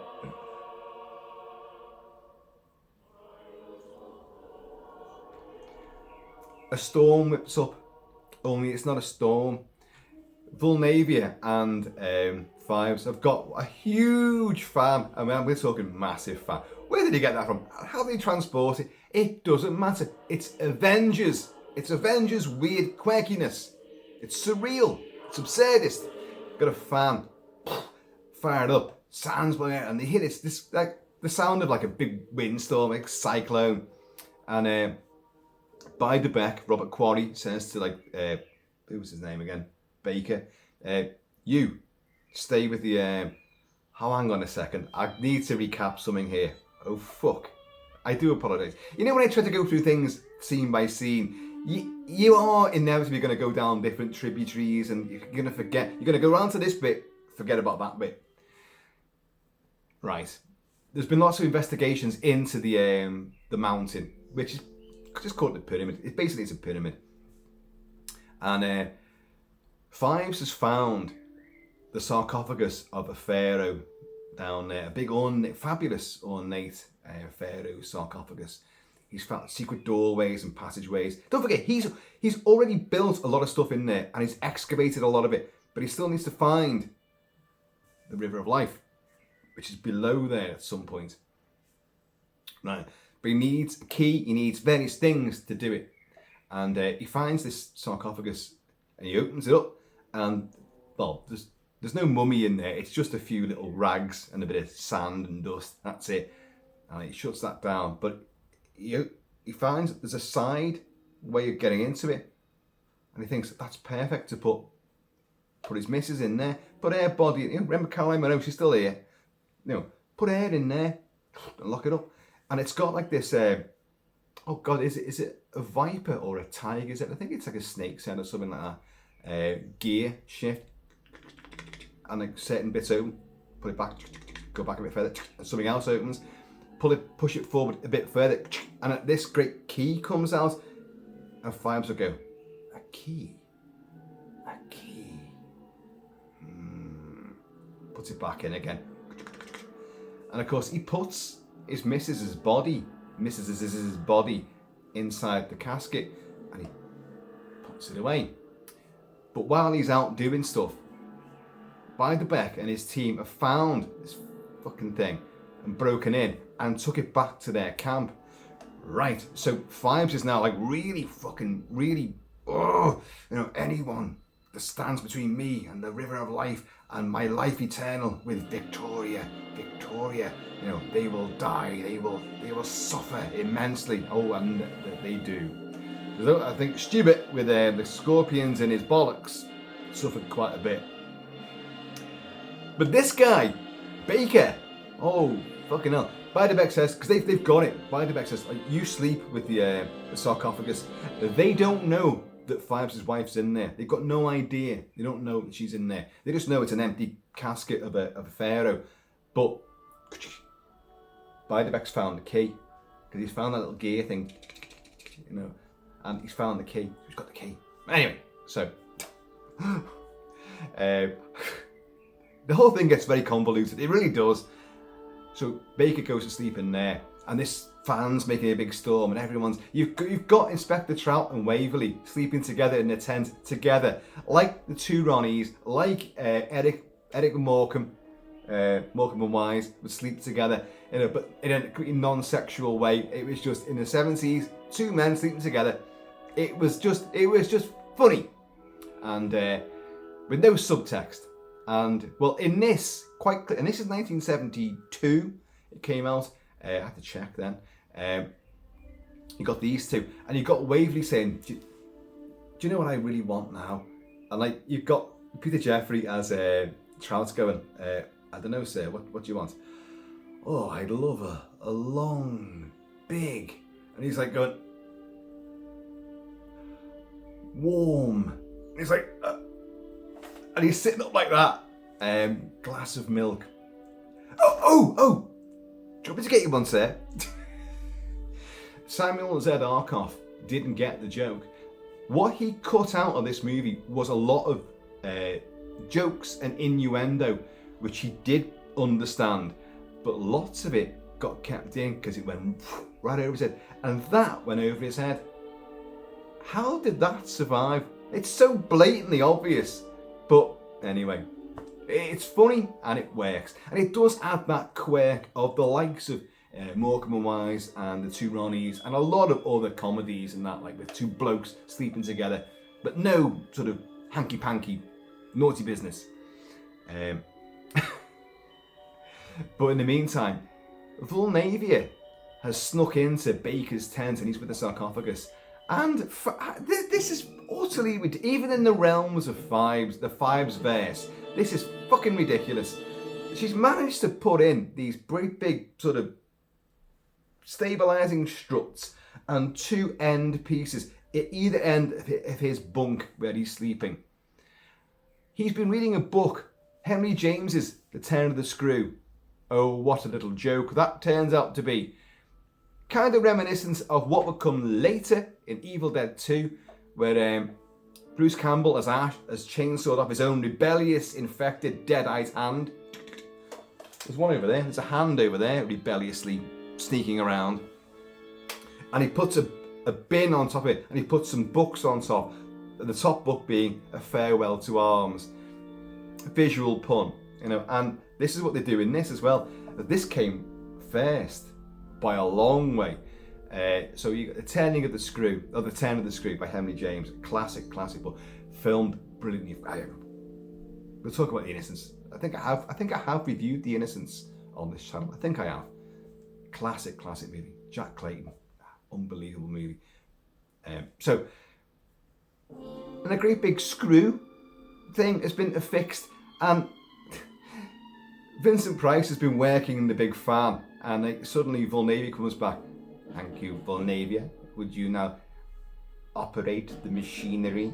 And she goes on and starts with the fan. So everyone's like, oh, they can't hear a thing. They can't hear the guy screaming, because he goes back and starts screwing this thing in, and he gets crushed. And his body's getting crunched up like this, because she strapped him down. We can't get away. Should have mentioned that. And his head goes through this weird little hole in one end of it, and it'll pop up. It's a really bad dummy head. It's awful. We ain't talking Ben Gardner's head here. We ain't talking Ian Holm in Alien. This is a really bad, shitty head. It's awful. And anyway, but he's been crushed, and they can't hear his screams, but you do hear some bone crunching. It is nasty. It's one hell of a nasty way to go, isn't it? Crushed to death, and and feeling it happen. Anyway, but how did he do it? I just, even with the whole Phibes mythology and methodology, this is way out there. How did he get all this? How did he transport it? Oh, I don't get it. No one. Oh, it just. But they come in, he find, and his head's popped up through this box. It went through a hole and it's come up like that, and the whole thing is concertinaed, and his head's just there. But it's anyway, not a good way to go. So they realise, look, shit, you know, it's all happening here. Phibes is definitely here. Phibes is doing all this, and it's messy, it's choppy as to like what are they going to do? We need to get out of here because he's going to kill all of us. Well, Beiderbecke sort of said, well, okay, I can't leave. And you've got his wife. Well, they're not married, are they? But you've got Diana saying to him, like Fiona Lewis, you know, like in it. She's not the greatest actress. She isn't. And it's very. You're not convinced by her dialogue and the way she delivers it at all. But she's great eye candy and a bit of upper class stuff, you know. And she's going like, why have you got to stay? I don't understand. Why's my medallion? Why's my Thor's hat? My Mjolnir keep going around there. It's getting dragged over there. Trying to be on the show. No, it doesn't matter. Screw it. Hey, you know. Oh, what's his name? Stuart? No. Baker got screwed good style, didn't he? So, but she's like, why have you got to stay? Why have you got to stay? What is it, man? What's so important here? She's also found a body while she's in her tent. This is not made clear. She sees something glinting in the deck, and well, her husband's a sort of semi-archaeologist, I suppose. They're doing digs, aren't they? And what she does, she starts, brushing away the sand, and what is revealed is a very bloodied face, a body under there. Are we to assume that is John Thor? That is Shaver's body, the one who got done by the eagle? Because if so, how did he transport it out, and why did he put it there? But it's not made clear. It is not made clear. Maybe in the full version it is, but they don't say it, and it's just, you're like, what the hell? Who's that then? Doesn't make any sense. It doesn't even look like him. It's completely red, just crimson face, where he was flesh but just ripped open and all that, like. So there's a weird moment there. But anyway, she's like, well, just tell me now, but he won't do it. He won't give it all away. He won't give up the game. Don't forget, he's meant to be a vampire, and he wants eternal life. That's what he's after, at the expense of everybody. But that said, he agrees with the coppers. Okay, there's been too many deaths here, right? Okay, but I've got to stay. I've got to stay, but get Diana out of here. Okay, right, we'll take her. So, my mate David Hookvale, what's his name in it? Gerald Sim as Hackett. Puts her in the car, and all jalopy, off they drive. And as they're driving along, like, there's a British flag, the Union Jack is stuck above a sand dune, and you hear bagpipes, and he makes the leap of logic that British flag must be British troops. They're playing bagpipes. It's the Scottish Fusiliers.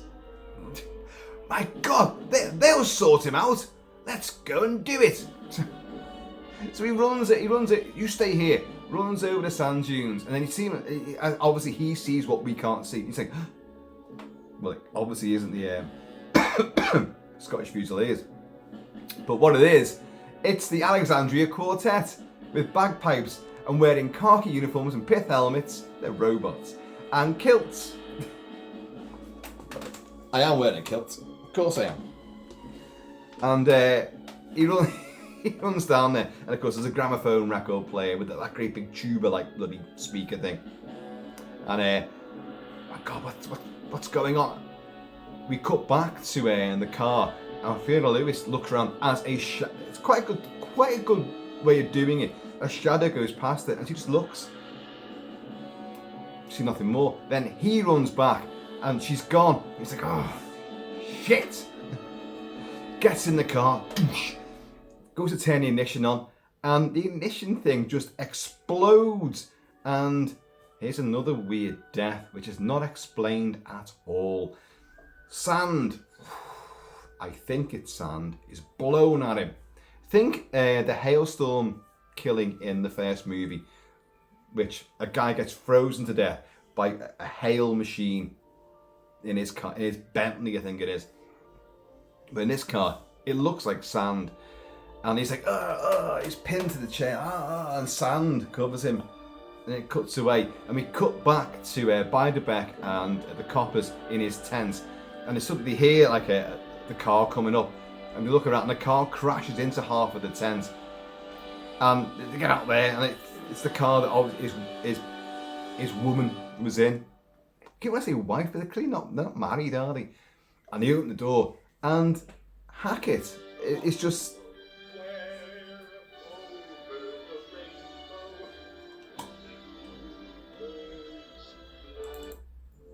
not the right time for that just now.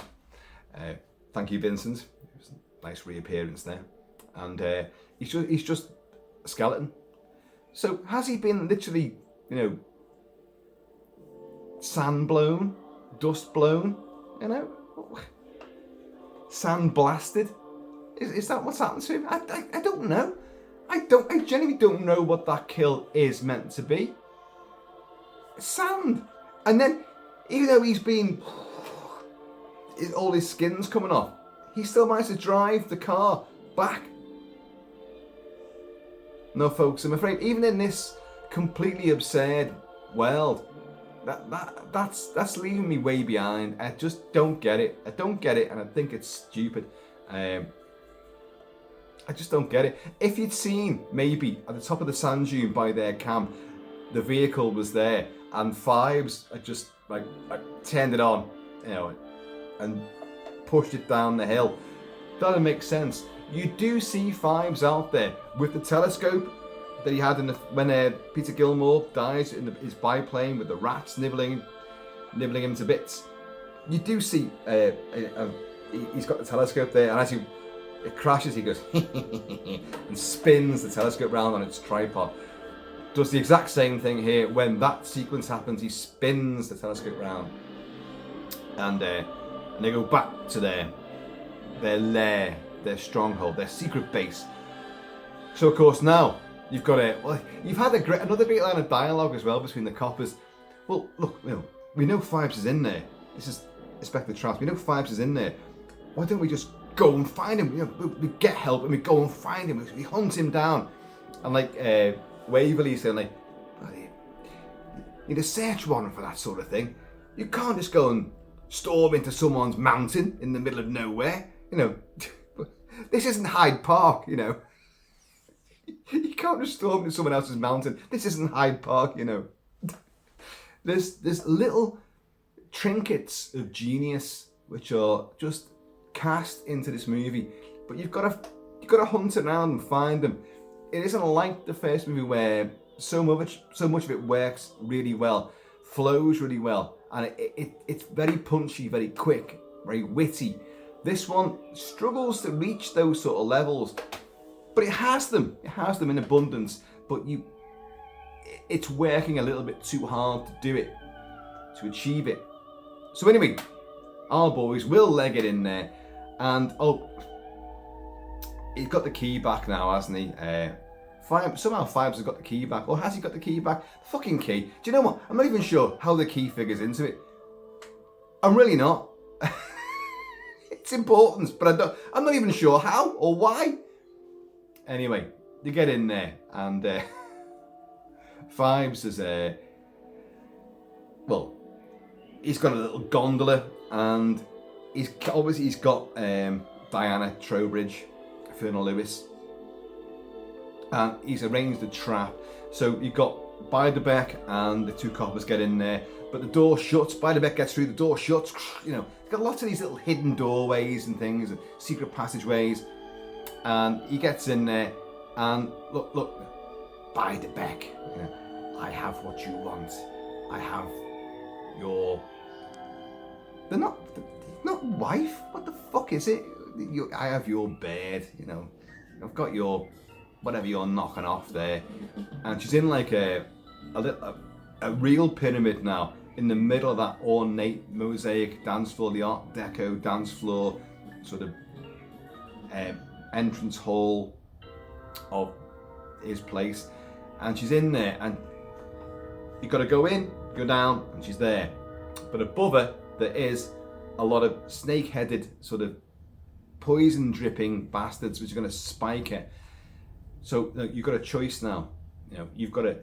I'm going off the Valley of Life, the River of Life with me missus here. It's what you want, but we're going to get it. So you've got a choice. You either come with us, or here's the key. Oh, it must throw the key back to him or something. You go and unlock, your bed from the trap that I've done. The fiendish trap that I've constructed there in next to no time.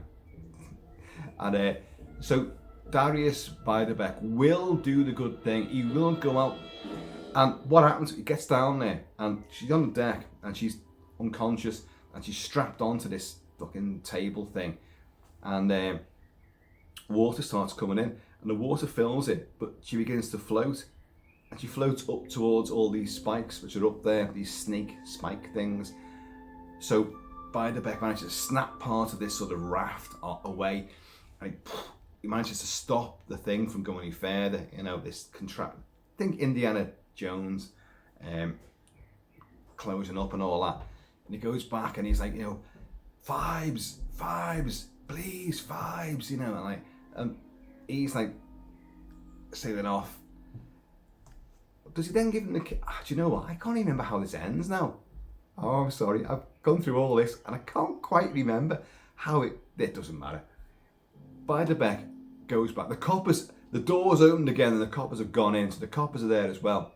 And they see Vulnavia goes dancing back. How she always comes out from the other realm. She's dancing down this kaleidoscopic sort of tunnel, doing all this what was that thing? Tales of the Unexpected, doing that kind of dance, coming down. And she goes back down this thing, and you've got Phibes going like, Vulnavia, you've done well. We will see you again in the afterlife forever, you know. And so that's all set. But the cops are there now, and he has managed to save his wife. The key must have unlocked something there. Anyway, whatever it is, like. But he gets back, and he dives into the pool, the river, this underground river. It's a big, like a sewer, very big sewer. But the gate closes, and he can't open the gate. He's going, Phibes, Phibes, please, I beg of you, I beg of you. And his wife, fucking hell, Fiona Lewis says to him like, don't worry, darling, you know, we've got all the time in the world. Or something like that anyway. It isn't that line, but it's something like that. And of course he hasn't, because we've seen him use the last of his little elixir of youth. You know, his little tinctures, which he hides away when anyone comes in. No one else knew about that, you see. It's another really unfinished and unused and not really very valid in the finale of the movie sort of plot line. Can I make more of it? If you could explain how he found that, why he needs it, it's just thrown in. But anyway, he gets to the bars like that, and Robert Quarry's great in this sequence. He's like, you know, Phibes, please, I beg of you, please, I beg of you, and he's tortured, and of course time's run out for him. So, like, what's his name in Last Crusade, he begins to age, you know, frame dissolve, his hair grows long and grey, and he's like, and he dies of rapid old age. And Phibes and his wife have gone off down the river of life, and presumably because everything else has worked out, they will have a happy afterlife, and they will not return for any more movies. William Goldstein, who created Phibes, and his son did create, I think, a 5-minute YouTube short movie. And obviously Goldstein wrote books, prequels and sequels and sidequels to the whole thing, and really carried it on. But Phibes will not return for another movie, not with Vincent Price, not for AIP. And although there was rumours for a long while of what's his name? Oh no, not Danny Elfman. What's his name? Did Batman? Quirky, long hair. Oh no. Did Edward Scissorhands with Vincent Price as well. And with Johnny Depp. That director, Tim Burton, that's the one. Fucking hell. Tim Burton and oh god, I forgot his name again now. I've just said it. And Johnny Depp. But we're going to do a remake of Dr. Phibes. When you think about it, that really would have worked. I do apologise for my stuttering lack of memory there. But their version would have been really, really good. Because if you want that quirky, absurd quality, which the original two films have in abundance, they're the only two that could really do it and bring that back to life, you know, resurrect it. So, but never happened. And may never happen. But Dr. Phibes Rises Again. It's not a patch on the original movie.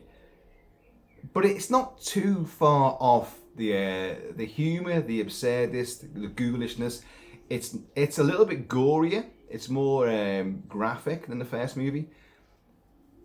Because you've got the spikes on the big scorpion chair, and the fact that the scorpions are going into his pants as well. You're like, oh no. The crushing sequence is pretty nasty. You know, it's got a bit more blood. The eagle ravaging John Thor's face and then ripping bits out of his throat or chest. Yeah, so it's got its elements there as well. This film, Vincent Price did not have as good a time on this one. I said before, there was pros and cons to his involvement in this. He couldn't wait to do another Phibes movie. He loved the first one. But what was happening? He was having a bad time with AIP, and he was out of contract anyway. But he's just done this because he wanted to work with Robert Fuest again. But Simon Z. Arkoff was a twat and changed the film around. They also brought in Robert Quarry. Now, here's the thing that a lot of you fans will definitely know, because it is a well-known factoid, that they brought in Robert Quarry from Count Yorga Vampire, and they wanted him to replace Vincent Price as their go-to horror icon. They wanted to do that, and they told Robert Quarry to keep that quiet. Just shh, that's just between us. Don't tell Vincent. And he didn't. But at some swanky do during the early days of the making of the movie, some PR guy or journalist knew about this and walked over to Vincent Price and said to him, "So how do you feel about AIP replacing you with the new boy, Robert Quarry?" Well, this did not go down well. It was a completely bad, stupid thing to say. I mean, really, really crass and thoughtless. And it hurt and damaged Vincent Price immeasurably. Vincent Price and Robert Quarry were both gourmet chefs. They were both highly trained and loved the arts and cooking. They could have been really good friends. They could have been a great marriage of intellect and talent and style. Well, it almost was. They got on really well when they first met, but then that happened, and that ruined Vincent Price as far as the making of this film was concerned. Although he delivers a bigger performance than the first one, he does a lot more talking, and under the mask, the Vincent Price mask, you can see his mouth moving, and they're not bothered about stopping that. But you can see he's saying a lot more.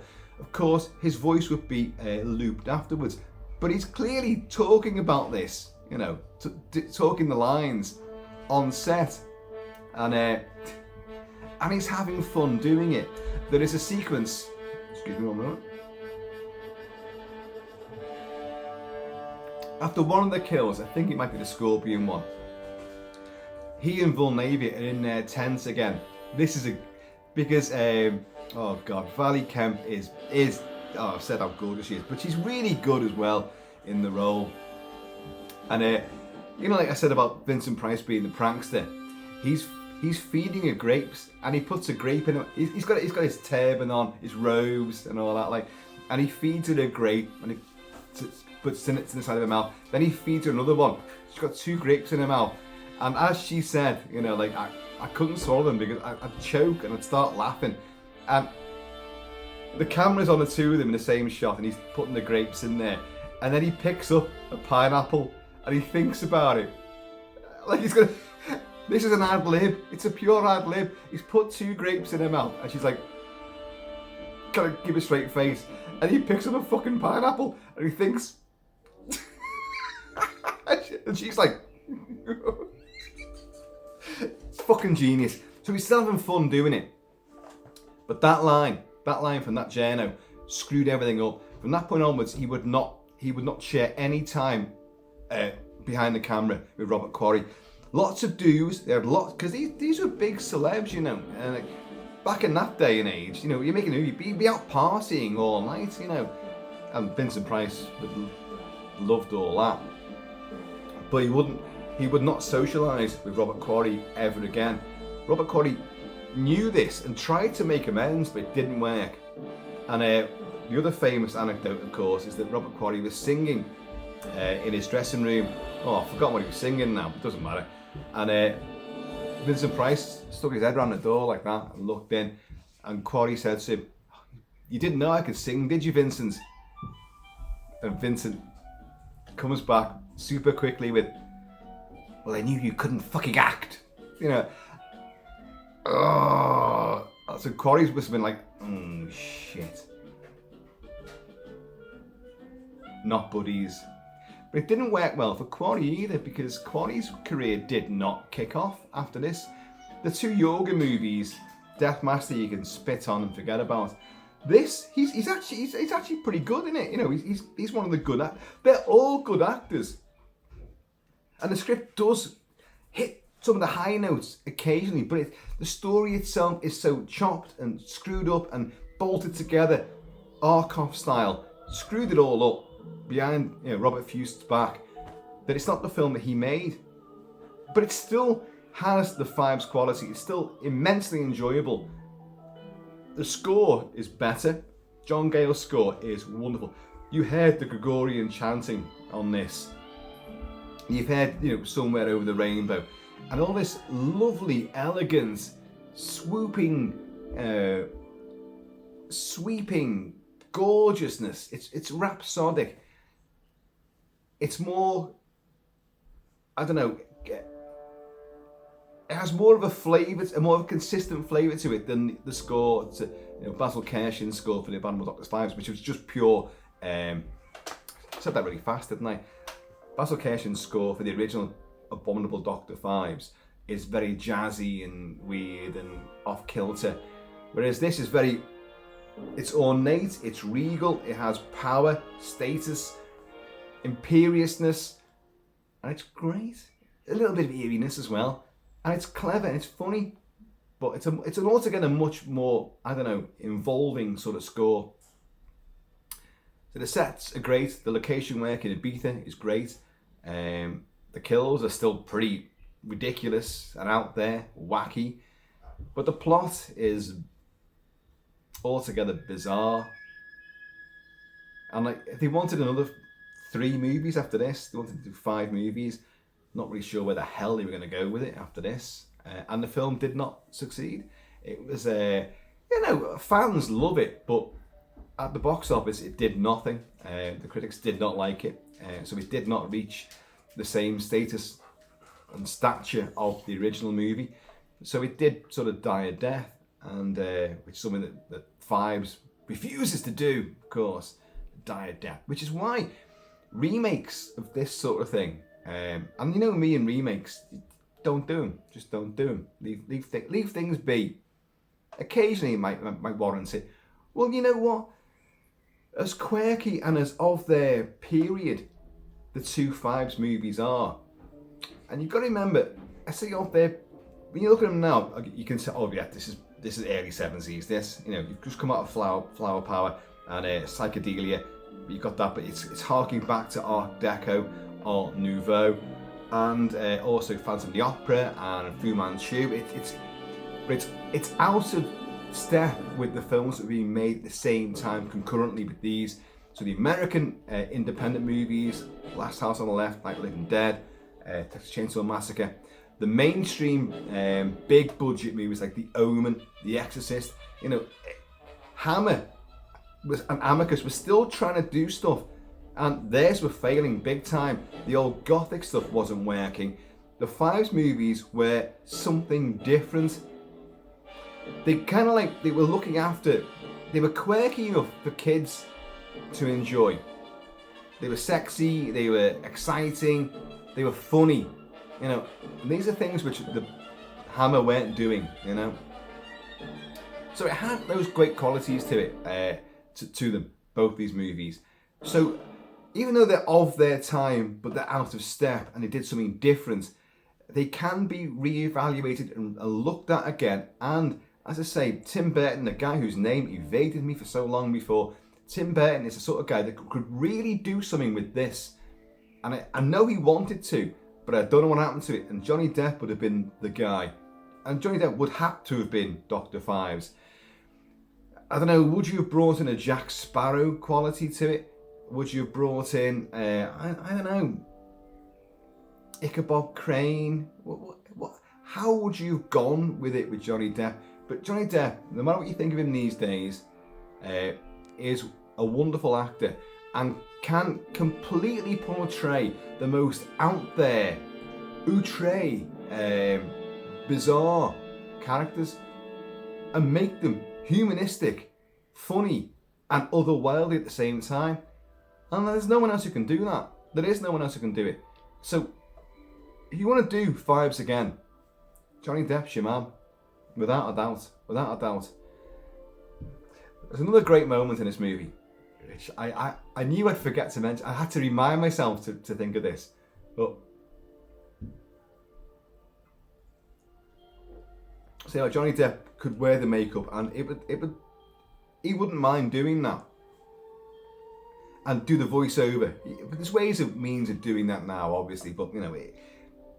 But there's a great scene where Beiderbecke first runs up to the pyramid, and you've got Baker and Stewart there, Hackett are there, and they're all dusting down. Because there's two great big feet. You don't see beyond the feet, but it's two huge, colossal feet, and between those feet is a doorway, a secret doorway, and you've got all the. Here's the Gregorian chanting, fantastic. You've got all this skulls and bones. There's all skeletons propped up there as well. There's a sequence later where they're in there and they're talking there and they're discussing their plans. But one of these skulls, it's Phibes. He's stuck his head up through a hole in the deck, and he's amongst all these skulls there, and he's just keeping completely still. But you see, the camera goes onto him, and he just goes. His eyes start moving, and his head disappears. So he's been there hiding in plain sight, and it's just that's wonderful. That's great stuff there. Just thrown in a little visual, little flourish, and a nice. That's the husky wolfing down with whiskey. That's me. That's my job. She's wolfing down water there. But folks, I said about there's a yin and a yang, and there's pros and cons to Vincent Price in this movie. He looked forward to it, then he resented it because of Robert Quarry and what he knew. He was now being driven out. But it didn't work because Robert Quarry did not overtake Vincent Price at all. And that would never have happened anyway. But they were priming him for that, and it wasn't Robert Quarry's idea. So you can't blame him either.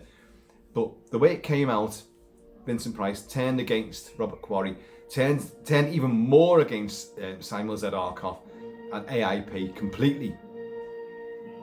But one great thing did come of this, and even this is kind of like a bit naughty. He was introduced to the actress Coral Brown, very great stage actress. No, my mum did not. Well, I don't know. My mum may have been on stage with it. I don't know. Actually, don't know about this. And of course, my mum's now gone, so I can't even ask her. Damn it. Let's get the Ouija board out again later. So he was introduced to Coral Brown. Coral Brown was a great actress, and but also there's no real sensitive way of putting this. She was taught from an early age, shag your way to the top, just sleep with whoever.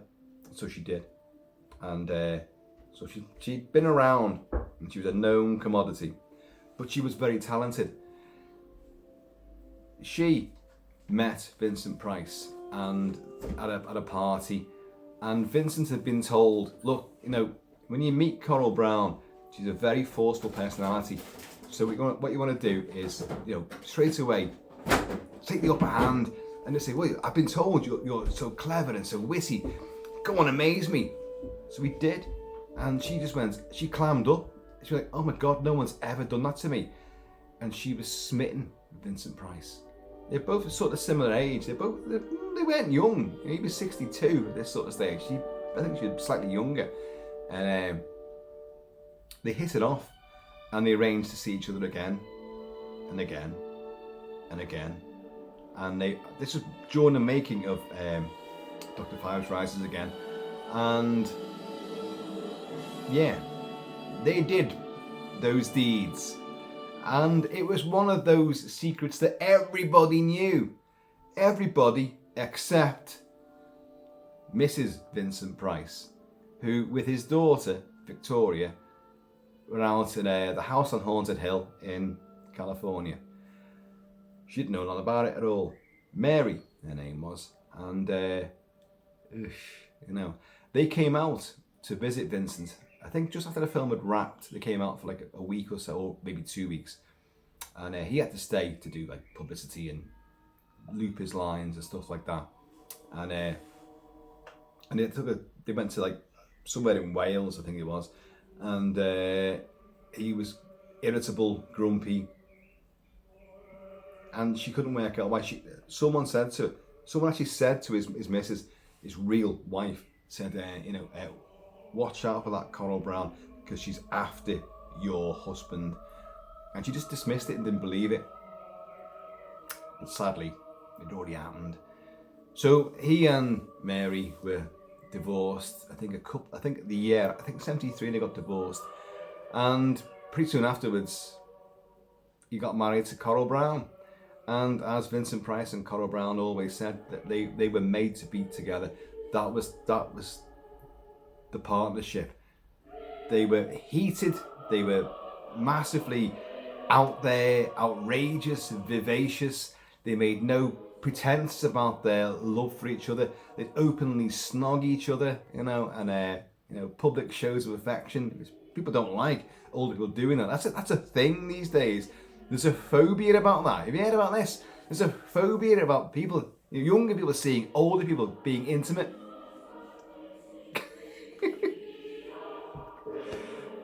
I'm saying none. But these were like that. Once they were openly together, Vincent Price and Coral Brown were a force to be reckoned with. Beg your pardon? Obviously the dog's arguing with that. But so something good did come of it. Although sadly at the loss of his wife. But this is what happens, And as I said before, Vincent Price loved working in England because it gave him more opportunity to tour around, to go to theatres, to go to museums, to go to art galleries, and jewellers, and restaurants, and bric-a-brac, I should say, bric-a-brac, fucking hell, and buy stuff and then sell stuff. He loved his art and his wheeler dealering. What a great guy. What a wonderful, wonderful fella. And an absolutely top-class actor. And the fact that he's in what a lot of people just dismiss. Vincent Price. He's just camp. He was just camp. He hammed it all up. Yeah, he did. But he could act at the same time. He was hamming it up in a lot of roles, but he's also a brilliant actor. You could be a ham actor and be, oh God, that's just fucking awful. But what Vincent Price did was priceless. No one else can match him. Johnny Depp won't. He could emulate it, and he could step into the boots of a character and do it camp and ham and make it OTT and celebrated and his own thing. But he will never surpass the likes of Vincent Price. And of course, Vincent Price did act with Johnny Depp in Edward Scissorhands. Of course. So, anyway, Dr. Phibes Rises Again. Folks, I hope you managed to put up with this. This is a longer review than the previous one.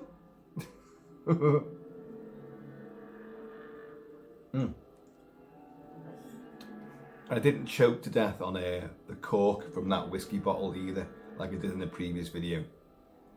Christ alive, So, anyway, there you go. These two films, Abominable Dr. Phibes and Dr. Phibes Rises Again, are available in all territories. The Arrow double pack is fantastic.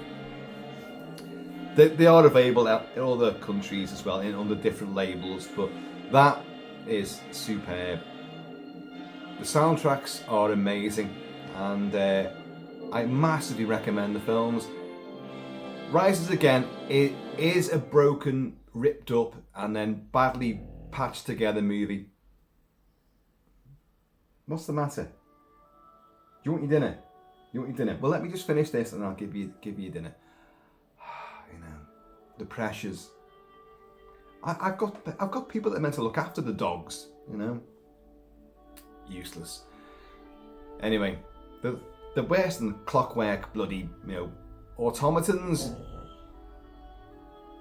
I'm doing it now. Let me say goodbye to the good folks of the clan. Folks, a happy number shall be Kilt-Man. Please, in the meantime, in this ever clockwork, Saharan, sandblasted in between time, please keep it kilted, keep it Celtic. And I am going to see you all. Woof, woof, woof. Growls from here. And we've got another entry in the Vincent Price mini festival. And it is the best one. Yeah, you know what it is. You know what it is. Because I think I said it earlier. But it's coming up next couple of days. Folks! Gonna see you later. Let's just end on talk about keeping things going. Let's go on with this.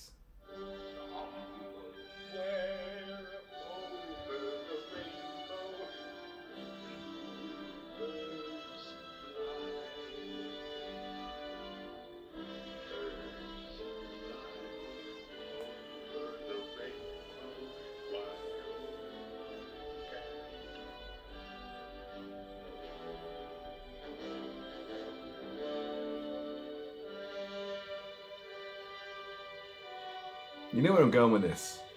You've got the laugh. The laugh and the growl. Alright. Not a fan.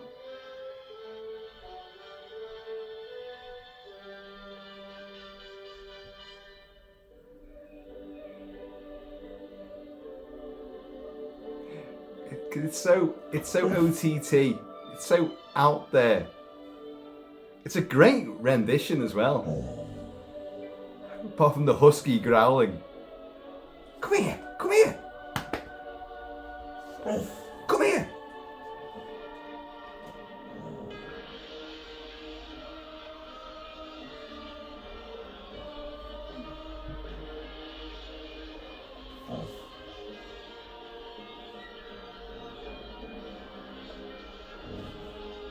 The chiming bells as well, like.